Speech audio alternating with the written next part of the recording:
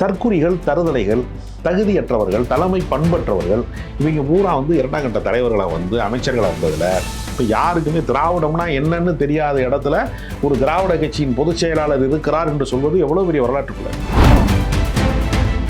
மொழியை உயிரை விட அதிகமாக நேசிக்கிறவர்கள், தாய்மொழியை, தமிழ் மொழியை நேசிக்கிறவர்கள். அதனால வட இந்தியாவினுடைய எந்த அரசியலும் தமிழ் மண்ணிலே ஒரு புல் அளவு கூட முளைக்காது. அண்ணாவுக்கு என்ன கொள்கை இருக்குன்னு அவருக்கு தெரியுமா? ஆரிய மாயை பற்றி தெரியுமா? ஆரிய மாயை என்ற புத்தகம் எழுதியதற்காக 6 மாத காலம் அண்ணா சிறைக்கு போனாருங்கிற வரலாறு தெரியுமா? எதுவுமே தெரியாது. அமித்ஷாவின் பாதங்கள் தான் எனக்கு தெரியும். தமிழ்நாட்டிலே இப்பொழுது இருக்கக்கூடிய ஒரே ஒரு போட்டி, யார் 2வது இடத்திற்கு வரப்போகிறார்கள்? யாரு வருவாங்க? எதிரிகளாக இருக்கிறவர்கள் யாரும் எதிரிகளாக இல்லை, உதிரிகளாக இருக்கிறார்கள். உதிரிகளால் ஒருபோதும் எதிரியை வெல்ல முடியாது. நீங்க கல்யாண விருந்துக்கு போகும்போது இந்த உரிமையில சண்டை போடுவேன், மாப்பிள்ளை வீட்டுக்காரனை கவனிக்காம போறாங்க, அந்த மாதிரி தான் இங்க சண்டை நடந்துட்டு இருக்கு. பரிமாறுவதிலே எங்களுடைய பங்களிப்பை கொடுத்து விடு என்பதற்கான சண்டை தான் நடக்குது. இது நட்பு முரண் தானே தவிர பகை முரண் கிடையாது.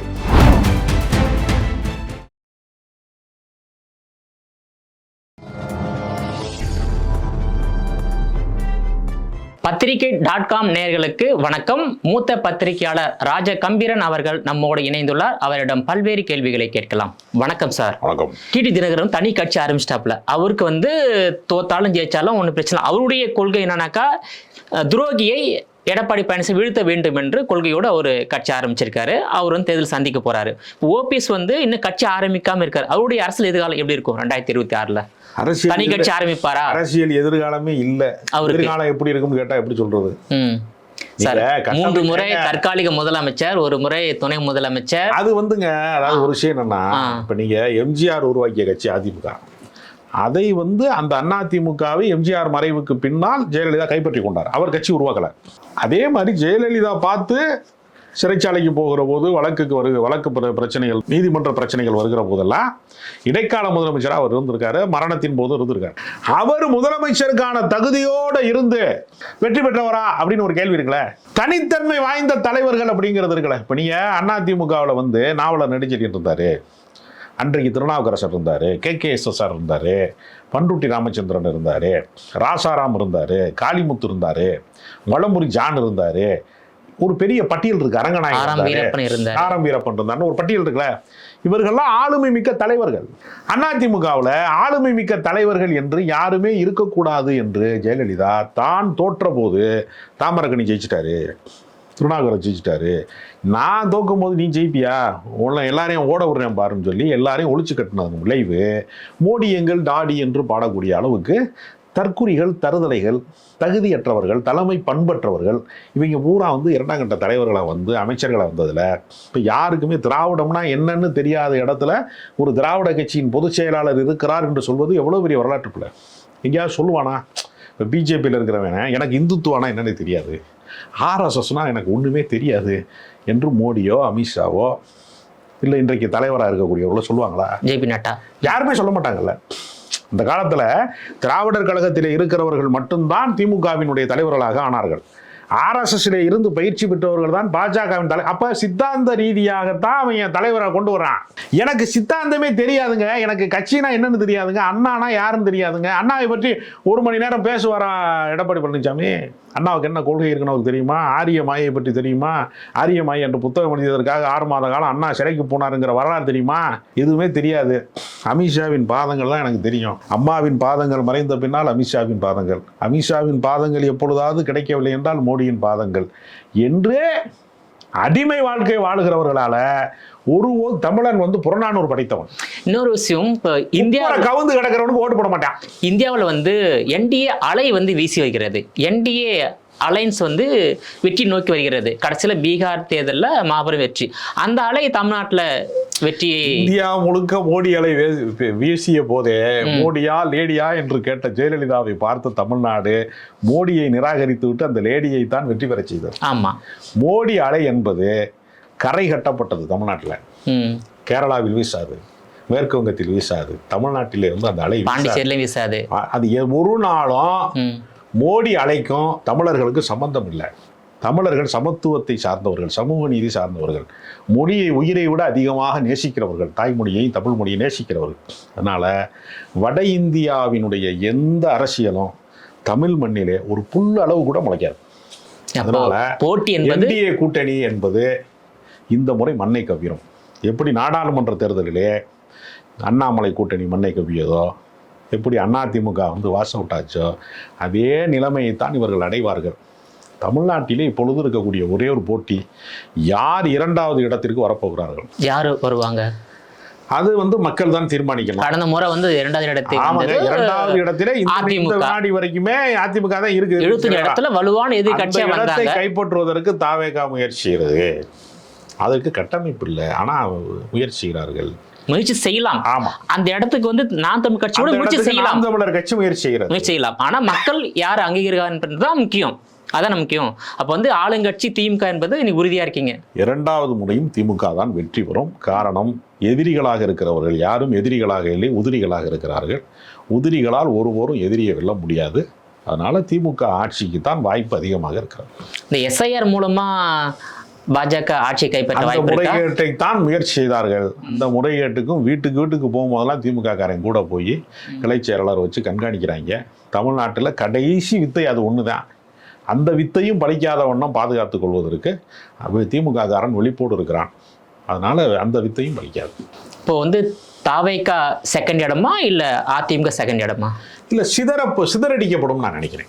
எதிர்ப்பு வாக்கு வங்கி என்பது சிதறடிக்கப்படும். தாவேகா எவ்வளவு வாக்கு வாங்க என்ற ஒரு நம்பிக்கை உங்களுக்கு இருக்கின்றது? இல்ல, நான் ஏற்கனவே குறிப்பிட்டேன், 10% வாக்கு வங்கி என்பது நிரந்தரமாக திமுக அதிமுக எதிர்ப்பு வாக்கு வங்கி இருக்கிறது. 10%. அது போக கூடுதலாக ஒரு தாக்கத்தை ஏற்படுத்தக்கூடிய வலிமை விஜய்க்கு இருக்கும் என்றால் கூடுதலாக கொஞ்சம் ஒரு 5% அப்படி வரலாம், 15% மாதிரியான வாய்ப்புகள் இருக்கு. இப்போ நாம் தமிழ் கட்சி 2024 8% வாக்கு வாங்கினாங்க, 8% மேல வாங்கினாங்க.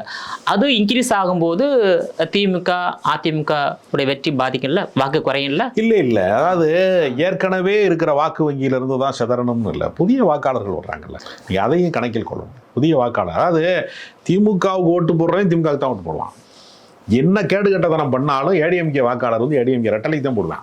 இந்த 2 கட்சி அல்லாதவர்களுக்கான தேர்வு இருக்குல்ல, அந்த புதிய வாக்காளர்களின் தேர்வு ஒன்று, கட்சிக்காரன் அல்லாம பொதுமக்களினுடைய தேர்வுன்னு ஒன்று இருக்குல்ல, அதுல தான் நாம் தமிழர் கட்சிக்கோ தாவேகாவுக்கோ புதிய வாக்காளர்களுக்கான சதவீதம் கூடும் குறையுமே தவிர இவங்க வாக்கு வங்கியெல்லாம் கை வைக்க முடியாது. இப்போ திமுக கூட்டணியில ஒரு 14 கட்சிகள் இருக்கின்றது. காங்கிரஸ், இடதுசாரிகள், அதே விடுதலை சிறுத்தைகள், மதிமுக, இவங்க எல்லாம் கூடல் தொகுதியில் கேட்கறாங்க இல்லையா? இந்த கூடல் தொகுதியில் திமுக கொடுக்குமா, கொடுக்காத பட்சத்துல கூட்டணி கலையுமா? திமுக கூட்டணி இரும்பு கோட்டை. ஓகே, யாருமே கலைந்து போகாத வண்ணம் அவர்களோடு பேச்சுவார்த்தை நடத்தி, அவரே திருமாவளவனே சொல்றாரு, நாங்க திமுகவை எதிர்ப்போம், ஆனா இந்த மைதானத்துக்குள்ள தான் இருப்போம். அப்ப விளையாட்டு என்பது என்னன்னா, நீங்க கல்யாண விருந்துக்கு போகும்போது ஏய் எனக்கு பீஸு வையா அப்படின்னு சொல்கிறான்ல, இங்கே சாம்பார் ஊத்துறா அப்படிங்கிறான்ல, இந்த உரிமையில் சண்டை போடுவேன், ஏய் மாப்பிள்ளை வீட்டுக்காரனை கவனிக்காமல் போகிறாங்க, அந்த மாதிரி தான் இங்கே சண்டை நடந்துட்டு இருக்கு. பரிமாறுவதிலே எங்களுடைய பங்களிப்பை கொடுத்து விடு என்பதற்கான சண்டை தான் நடக்குது. இது நட்பு முரண் தானே தவிர பகை முரண் கிடையாது. அதனால கூட்டணி கிடையாது. இப்போ காங்கிரஸ் கட்சி 50 தொகுதி கேட்குறாங்க. ஆனால் இந்த மாதிரி துணை முதலமைச்சர் பதவி வேண்டும், அமைச்சர் பதவி வேண்டும், ஆட்சியிலும் அதில் பங்கு வேண்டும் என்ற கோரிக்கையை முன்வைத்து தான் 2026 தேர்தலில் சந்திக்க போறாங்க காங்கிரஸ். அதே போல் விடுதலை சிறுத்தைகள் மத்தியில் கூட்டாட்சி, மாநிலத்தில் கூட்டணி ஆட்சி என்ற கொள்கையில தீவிரமா இருக்காங்க. ஆனா திமுக மத்தியில் கூட்டாட்சி, மாநில சுயாட்சி என்பதுல தீவிரமா இருக்காங்க. இதுல யார் சமரசமா போவாங்க? எல்லாருமே சமரசமா போயிடுவாங்க. யாருமே இதெல்லாம் வெளியில மீடியால பேசுவாங்க, பேசிட்டு சீட்டை கொஞ்சம் கூட கொடுங்க, 6 சீட்டு இனிமே ஏற்க முடியாது, 12 சீட்டா கொடுங்க, சீட்டு ஒண்ணா கொடுப்பாங்க, எக்ஸ்ட்ரா அவ்வளவுதான் கொடுப்பாங்க. அதிகாரத்துல பங்கு கொடுக்க மாட்டாங்க. திமுக பங்களிப்பதற்கு வாய்ப்பே இல்லை. வாய்ப்பு இல்லைனாலும் கூட்டணி உடையாது, அது உடையாது. தேர்தலுக்கு பிறகு கூட்டணி உடைய வாய்ப்பு. தேர்தலுக்கு பின்னாடி கூட்டணி உடைஞ்சான்னா உடையல என்ன, அதிகாரத்தை கைப்பற்றின முன்னாடி திமுக தான் ஆட்சி ஆளும். 2006 திமுக வெற்றி பெற்றது 96 இடம் தான், காங்கிரஸ் 34 இடம், பாமக 18 இடம். அப்ப கூட்டணி வந்துருச்சு, அமையல, பலவீனமான சூழலே அமையல. இவர்கள் அந்த மாதிரி நிலைமை 2026 ஏற்பட்டா வர வாய்ப்பே இல்லையே. மகளிர் உரிமை தொகை மூலமா பெண் வாக்காளர்களுடைய ஈர்ப்பை பெரிய அளவுல ஸ்டாலின் பெற்றிருக்கிறாரு. அதனால எப்பொழுதுமே என்னன்னா பெரிய அளவுல முரண்பாடுகள் தோன்றாது. அவருடைய எல்லை என்னன்னு தெரியும். இப்போ நீங்கள் வட மாவட்டங்களிலே பாமக இருக்கிறதா? இருக்கிறது. ஆனால் தென் மாவட்டங்களிலே இல்லை. அதே மாதிரி நீங்கள் பார்த்தீங்கன்னா சேரிகளிலே இருக்கக்கூடிய விசிகா ஊருக்கு பகுதியில் பாதி இடங்கள்ல இல்லை. அவரவருடைய கட்சிக்கான தொண்டர்களை, மக்களுடைய ஆதரவை அவர்கள் பெருக்கி கொண்டு எங்கள் தயவு இல்லாமல் உங்கள் ஆட்சி நடக்காது என்கிற நிலைமை உருவாக்குனாதான் அதிகாரத்தில் பங்கு கேட்க முடியும். அதிகாரத்தில் பங்கு கேட்பது என்பது பிச்சை இல்லை, உரிமை. அந்த உரிமைக்கான தகுதி வேணும்ல. தகுதி காங்கிரஸ் கட்சிக்கு இன்னைக்கு தமிழ்நாட்டுல 3வது பெரிய கட்சி காங்கிரஸ் கட்சி தானே சார். களப்பணி இல்லைங்க. நான் சொல்றது என்ன உங்களுக்கு புரியலையா? அதனால களத்திலே ஆட்களை அவர்கள் உருவாக்கி நிறைய பொதுக்கூட்டம் போட்டு, மாநாடு போட்டு, ஆர்ப்பாட்டம் நடத்தி வெகுஜனங்களை தங்கள் பக்கமாக வாக்கு வங்கி உயர்த்துகிற போதுதான் அவங்களோட உயரம் தீர்மானிக்கப்படும். இன்னொரு கட்சியினுடைய தயவிலே போய் நான் துணை முதலமைச்சராவேன், இன்னொரு கட்சியின் தயவிலே போய் நான் அமைச்சராவேன் என்று சொல்வது இருக்குல்ல, அதற்கு சாத்தியமே இல்லை. உங்களுடைய விரிவான தகவலுக்கு ரொம்ப நன்றி சார். நீங்களே மீண்டும் இது போன்ற மற்றொரு நிகழ்ச்சியில் சந்திக்கிறேன். அதுவரையில் உங்களிடமிருந்து விடைபெறுவது நான் உங்கள் விஜயபாலன்.